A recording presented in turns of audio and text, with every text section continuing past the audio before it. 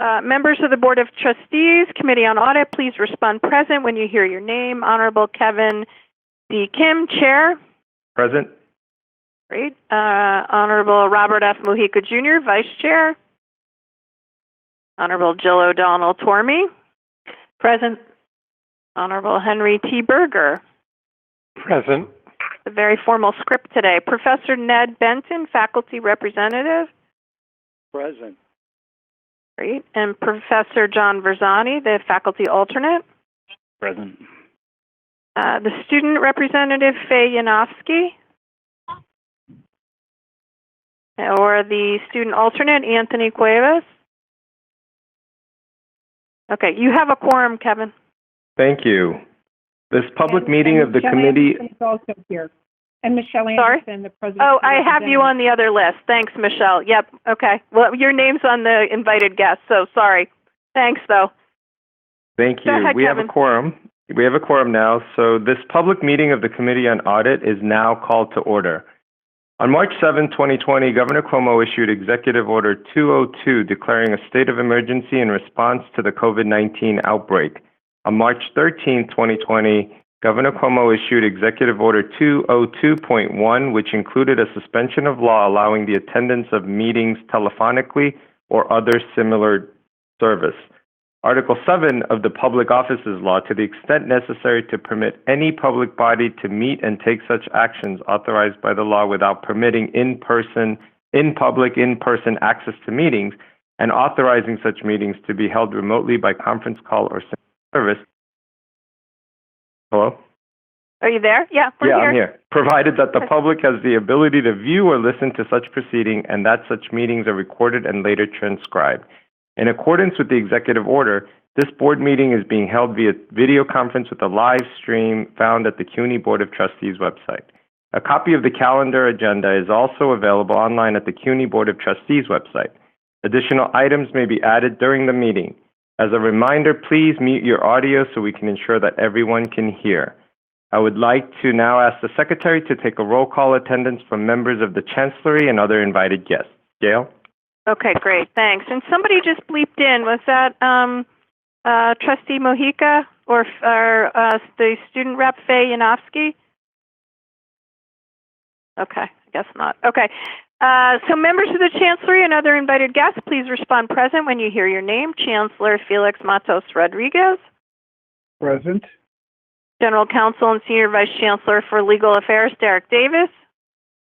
Present. Executive Vice Chancellor and Chief Operating Officer, Hector Batista. Present. Senior Vice Chancellor, Matthew Sapienza. Present.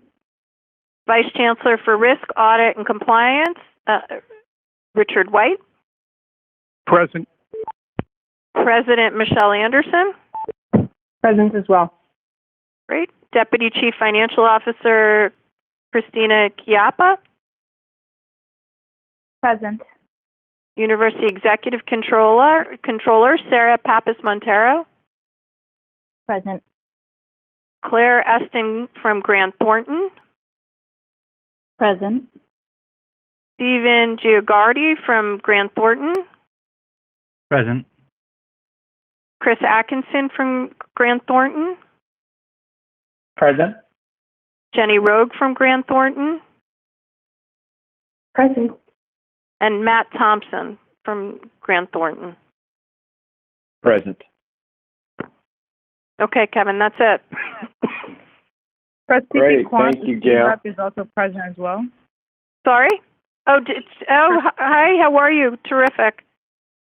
Hi, how Thanks are you? for, yep. We got you down as Great. present. Thanks so much.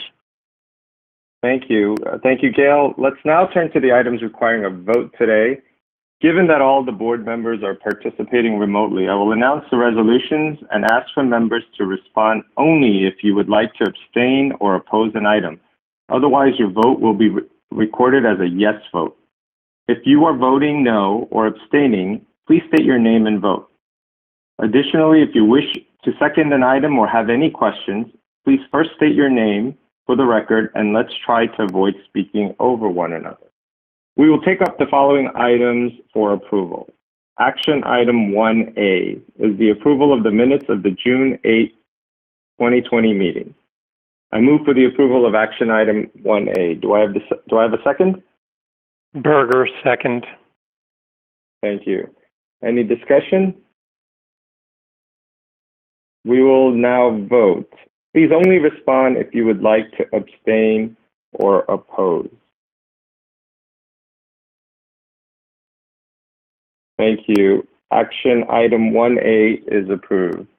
I would now like to address action item 2A. Item 2A is the presentation and approval of the university's fiscal year 2020 preliminary audited financial statements, which will be presented by our external audit firm, Grant Thornton LLP. I will now ask Senior Vice Chancellor Matthew Sapienza to provide an overview before turning the floor over to Claire Eston, partner at Grant Thornton. Senior Vice Chancellor? Thanks so much, Chair Kim, and good afternoon, everyone. Welcome. As everyone knows, this past few months, 7 months or so, have been very challenging on a lot of different levels. But another challenge that it presented for us was doing an audit virtually. So I just want to really recognize our partners at Grant Thornton, our external audit firm, for their terrific work with this additional challenge of trying to complete an audit virtually. I want to recognize my team and the leadership of Christina Chiappa and Sarah Montero and the hard work of their entire group in putting this together. And also the college fiscal personnel who were so cooperative and helpful in completing this audit, again, in a very virtual type of setting and very challenging type of environment. So just grateful for everyone for their work. It's always a big project to get these financial statements done, but even more so this past year. What we're going to be presenting this evening, and our partners at Grant Thornton will talk more about this, but these are going to be considered preliminary financial statements for this year, because while the audit is complete and the financial statements are complete, there's one item that is still outstanding, and that again is related back to the public health crisis, and that has to do with the CARES Act funding. As you, I think, all aware, CUNY did receive a few different buckets of CARES Act funding. The first bucket, the student emergency grants, totaling $118 million. We've now distributed about $117 million of that, so we have about $1 million left, but those funds have been distributed. The second two buckets of funding that we received for the what's called the institutional portion and the minority serving institution portion, we're still working with our colleges and getting that money out to them. And the university and its campuses have not yet identified how much of the CARES Act allocation they're going to use to reimburse expenses that took place in fiscal year 20. And so that piece of these financial statements is still not complete, because we need to determine how much of the fiscal 20 expenses are going to be reimbursed by CARES funding, and then report that as part of the fiscal 20 financial statements. And so we're going to be working with our campuses over the next several weeks and months to finalize that. And then once we do that, Grant Thornton will come back and audit that piece of it, and then we can have finalized financial statements. So these are considered preliminary for now. But again, we thought it was important to bring it to you, even though that one piece for the CARES Act is still outstanding. So happy to take any questions or address any concerns that folks on the committee might have. But if not, and with the chair's approval, then we could turn it over to our partners at Grant Thornton. Does anybody on the committee have any questions?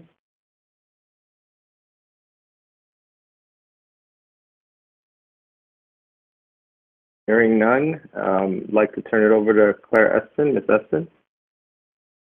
Thank you, Chair Kim, and thank you to Matt and the team over at CUNY. We are, as Matt indicated, we are substantially complete with the financial statement audit for CUNY. we expect to issue an unmodified or clean opinion on the financial statements of the university system once the remaining open items are addressed. Matt alluded to the primary open item being the ultimate conclusion on recognition of CARES Act funding in the financial statements as of June 30, 2020, with the remainder to be recognized in 2021. So once management has gone through the process, as Matt articulated, has gone through the process with the colleges to determine how much is going to be reported in FY20, then we'll follow in with our audit procedures on those additional revenues. And once that's done, we'll be able to finalize our report on these financial statements. Because of these open items, we have labeled our required communications preliminary. You'll see I'm looking at the PDF, hopefully, that everybody received in the materials. It's page 1 of 31. It says fiscal year 2020 preliminary required communication. So that preliminary is because of the fact that we're not done yet. So we will issue a final required communication once we're done to those charged with governance, to this audit committee. I wouldn't expect any significant changes from what we're providing in terms of a preliminary required communication today.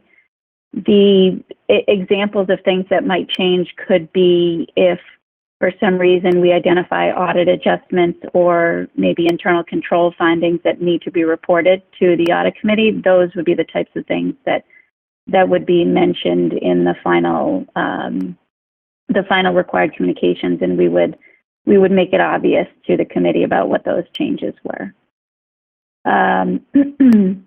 So with that said, again, using the presentation that we had provided to the committee, there's page 1 and 2 of that presentation gives some highlights of the open items, and you'll see the CARES Act is one of the main open items, with a few other things that are what I would say typical to be open at this stage of the audit process. You know, just sort of finalizing reviews and finalizing the tie out on the draft financial statements, but really down to what I would call a punch list. And then looking at page 2 of the open items, we do have some remaining items related to the uniform guidance audit, which we'll talk about a little bit more further on in the presentation. And by the way, I should have mentioned at the beginning, to the extent people, committee members have questions as we're going along here, please feel free to interrupt. Don't hold questions till the end. So just interrupt me as needed. So on page 2, this describes at a high level some of the final open items that we have related to the uniform guidance audit. So as you recall, we have the student financial aid is a major program. We perform the majority of our testing in the spring and summer, but because CARES Act will be reported on the schedule of expenditures of federal awards this year, which is the sort of the primary statement associated with the uniform guidance audit, since that will be reported on the what's referred to as the CFA for fiscal 2020, and those amounts are still being determined by management. You know, our audit procedures related to that, not only for the financial reporting aspect of it in the financial statements, but also for the compliance aspect of the CARES Act, higher ed emergency relief funds in the uniform guidance. That testing is open to complete. In fact, the guidance associated with the CARES Act compliance requirements has not actually been issued by the government. So said differently, even if management had, if the financial statements were complete and the CARES Act funding had been already reported as of June 30, 2020, and all those numbers were finalized, we wouldn't be able to test the compliance associated with that because we actually don't have the rules yet.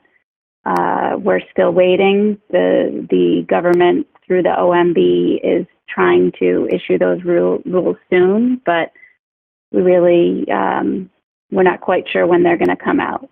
Obviously, they recognize that there is a deadline of March 31 for many organizations to file the Uniform Guidance Report. So hopefully we do get that guidance in November or December to be able to execute fairly quickly once the guidance is available. Turning to page,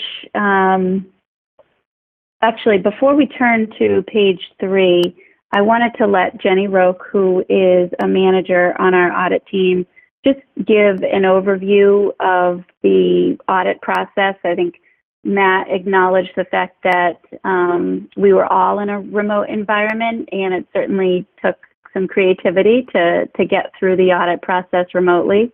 And I just wanted to have Jenny share a little bit with the committee about how that all worked, so you can have an appreciation for the logistics associated with it, and but also how we ensured, you know, security and integrity of the information. So Jenny, if you could spend a couple of minutes, that would be great. Thank you, Claire. As mentioned earlier, performing the audit remotely presented a few challenges, specifically, number one, identifying which information are available electronically and information that are only available on site. Number two, how to transmit these documents considering the personally identifiable information, or PII, involved in some of the documents requested. And then there's the timing of the field work, or our target deadline. For the availability of information, which is especially crucial for our college visits, the budget and finance team paved the way in ensuring that these information required in the audit are available at the scheduled fieldwork date. And so hard copy documents were retrieved and scanned when college personnel were on site, and then were sent to the audit team on a later date. The importance for protecting PII was reiterated during our kickoff meetings.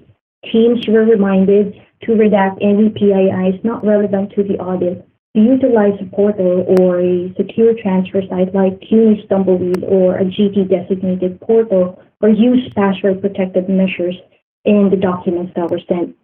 I have especially appreciated the college personnel's cooperation during our campus reviews, as field work is short, and despite these challenges, they were able to turn our requests fairly quickly and in a secure manner. Such could not have been achieved, though, if not for the budget and finance team's efforts in setting the tone at the start of the campus fieldwork, emphasizing the time frame and what needs to be achieved in these audits. And so overall, while a lot of hurdles, the CUNY and GT teams had worked collaboratively to substantially complete the test work in an entirely remote environment. Over to you, Claire. Thank you, Jenny. So again, thank you to the management team for accommodating all of our requests and coordinating internally to make sure that we would be able to complete the audit on time and with the level of quality and integrity that we require. So moving to page 3 of the presentation, these were a couple of things that, you know, we executed the plan that we discussed with this committee back in, I think it was June when we met, and we basically executed in accordance with that plan that we presented to the committee. We talked a little bit about some of the areas of focus, including areas that were particularly relevant this year because of the pandemic, not just as it relates to working in a remote environment, but just things that were new and different with respect to the financial statements and the reporting and disclosure. So we did, you know, make particular focus on things like the reserves from collectible accounts. We spent some time understanding from management how they determined what they thought an appropriate reserve for particularly student AR, focused on the unpaid balances from the spring 2020 semester. Obviously, those ones could potentially have a heightened risk. And so we looked at, again, what management's judgments were in that area as it relates to collection expectations, because they couldn't just rely on historical experience, making sure that we didn't see any management bias in that key and material estimate. We also worked with management on the various risks or disclosures of risks and uncertainties that are in the financial statements, both in the footnotes of the financials as well as what was included in the MD&A. Although it's not considered audited, we do still review it for consistency with what we know to be true from the audit process. So those are the things that we focused on a little bit new and different this year, hopefully will not be recurring. I'm now on page 4, and the next couple of pages I wasn't going to go through in detail really. Again, we presented our plan to the committee in June. We executed in accordance with that plan. Just a few things to mention. On grant revenue, management did record a reclassification of Pell Grant revenue. Previously, it had been reported as operating revenue, and now it is being presented as non-operating revenue to align with GAAP and industry practice. That is a fairly significant number. I think it's something around the magnitude of maybe 700 million or so. So that was quite a change in what you see for operating versus non-operating. I think that was the only thing that I wanted to call out in terms of specific results of the audit within the areas of focus. So unless there are any questions there, I will turn it over to Matt Thompson, who is a principal in our IT audit assurance practice, to talk a little bit about how his team was integrated with the audit and the results of that effort. And I'm just, for context, I'm on page 9 of the deck, or slide 10 of 31 of the PDF. Matt, I'll Thank you, Claire. to cover. Thanks. Yeah, thank you, Claire. So in support of the financial statement audit, we reviewed the system and automatic controls that are in place that help support, generate, and maintain the financials. We had one system that was in scope, that was the PeopleSoft financial system. And we looked at 3 main areas. We looked at logical security, change management, and computer operations. In logical security, we looked at the related policies, procedures, elevated access, the process for provisioning user access, which is adding or removing access, user access reviews, password settings, and IT segregation of duties. Within change management, we looked at the systems development methodology, change management policies and procedures, different system environments, new system implementation and upgrades as they applied, documentation, and user acceptance testing. And for computer operations, we looked at cybersecurity, batch processing, system backups, system interfaces, and system monitoring. We did do some additional procedures related to student financial aid due to reliance that we wanted to place on IT controls. And that included the common origination and distribution of testing, student validity testing, interface testing, and then C-flag testing. And then our results were very good. We did not note any significant deficiencies or any material weaknesses. Any questions related to the IT update?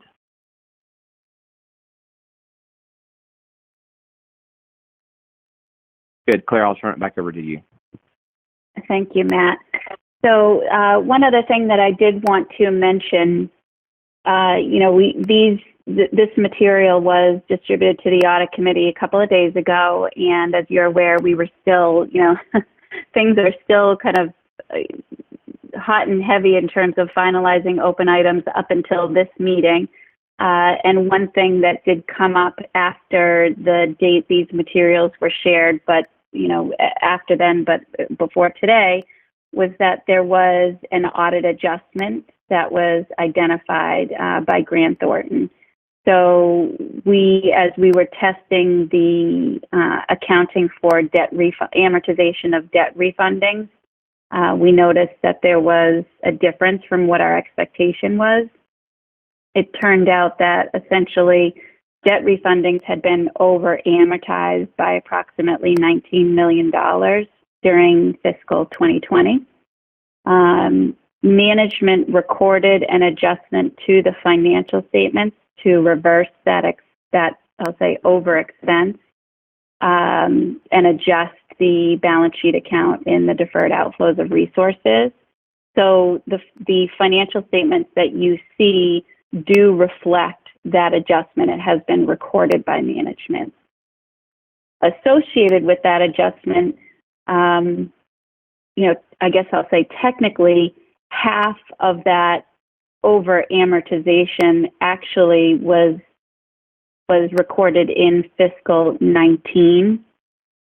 So if you go back to the fiscal 19 statement of activities or the SHRECNA, technically there was $9 million extra interest expense in that statement of activities that shouldn't have been there.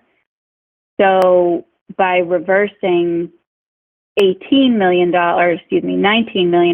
in this year's P&L, really $9 million or half of that should have actually been reversed in last year's P&L. So there is, because that $9 million is above our I'll call it threshold for reporting audit adjustments, we will, when we provide our final required communications, we will report an unadjusted difference for the $9 million of expense that's being reversed out of this year's P&L and really should have been reversed out of last year's P&L. And I do apologize. I tried to stay out of the debits and credits of that whole process, and but hopefully I explained it in a way that is easy to understand. But essentially, we identified an adjustment, management booked the adjustment. A piece of it should have been booked in the prior year. So, but management is not going to open the prior year financials to adjust that. So that piece of it is considered an unbooked adjustment. So there will not be an adjustment to the 19th statement. That's right. That's right. Okay. And we would agree with management's stance to not adjust 19, even though it's above our threshold to report it. It's clearly immaterial, and it will not change the opinion that we're issuing on the 2020 financials, nor would it have changed our opinion on the 19 financials. Yep. So just rounding out the discussion, there's a few pages of other required communications, page 10 and 11, and really there's nothing to report there. If there were something to report, I would, but there's nothing to comment on. And then on page 12, this is, just to say that I mentioned it before, accounting estimates. I mentioned it in the context of student accounts receivable reserve. There are several accounts where these amounts are based on estimates, and we look for, as part of our audit process, we look for any management bias to either, over or under report those estimates that might reflect favorably on the financial results for the year for a given reason. So we do take that into consideration in our audit process. And as I said, we didn't have any exceptions in our testing that would indicate that the estimates were not, materially misstated. So that I thought was important for the committee to hear.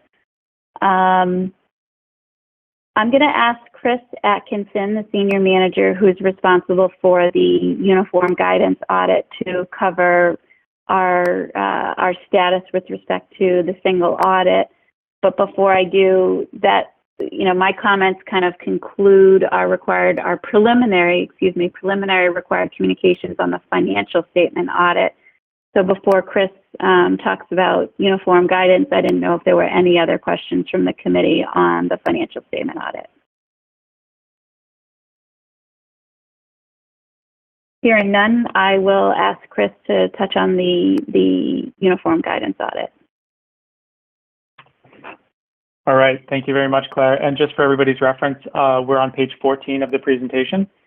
So as many of you are aware, in addition to the financial statement audit, we also perform the compliance audit in accordance with the uniform guidance. And historically, this audit has focused on the student financial assistance cluster, because that was the only program whereby CUNY expended more than $750,000 annually. In fiscal year 20, CUNY also received CARES Act funding that gets reported on your CFA. And because the university expended greater than $750,000 before year end, this will be considered another major program that we'll have to test this year. It's also important to note that because CUNY is a June 30th year end, and as Claire mentioned, a portion of the CARES Act funding was expended through June 30th, and a portion is going to be expended in the following fiscal year. So you'll see some CARES Act funding on your CFA next year as well. Also, and as Claire mentioned, we want the committee to be fully aware that we perform these uniform guidance audits. We're governed by the compliance requirements that are outlined in the OMB compliance supplement. The first part of the compliance supplement came out in August of 2020, but was completely silent to the CARES Act funding. So as Claire mentioned, again, we're essentially in a holding pattern until the addendum to the compliance supplement is issued, and we can see the compliance requirement, but we anticipate it's going to be issued very shortly. On the next page, on page 15, on this slide, we briefly touch upon our procedures for the compliance audit, which includes many of the same elements of the regular financial statement audit, including planning, identification of the major programs, and a risk assessment process. We also will then go through each of the compliance requirements that we deem to be direct and material and test them from both an internal control and a compliance lens. So this audit tends to be very intensive, and each year the list of requirements seems to get longer and longer. But some of the areas we spend our time include cash management, ensuring that the federal drawdowns are properly performed timely and are reviewed by the appropriate personnel at CUNY, eligibility testing to ensure that those students that do receive federal aid awards are in fact eligible to receive those awards, student status changes to make sure that they're reported timely. Those students selected for verification provide the appropriate documentation prior to their loans being dispersed, and a long host of other testing that we perform each and every year.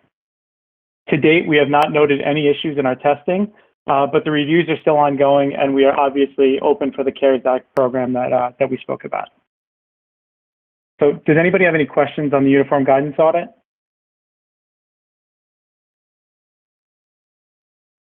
And if I hear none, I'm going to turn it back over to Claire. Thank you, Chris. And actually, that's the conclusion of our required communications with respect to the financial statement audit and the uniform guidance audit. Again, both preliminary because we're not done yet, but that's essentially where we stand at this point.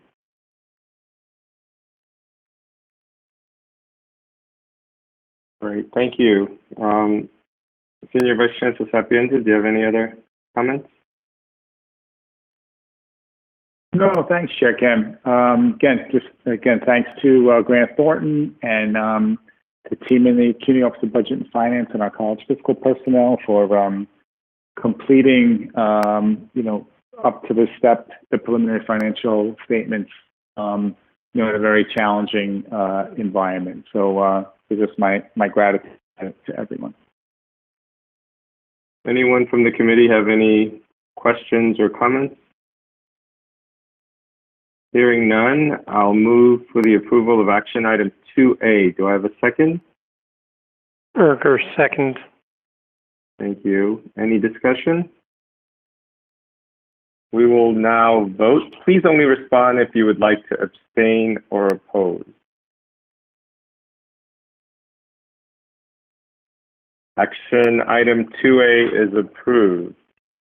With no more items on the agenda, I now move to adjourn this meeting. Do I have a second? Second, Jill O'Donnell, me. Thank you. This meeting is adjourned. Thank you, everyone. And for those participating in the executive session, we'll hang up and dial back in. For 5:45. Thank you.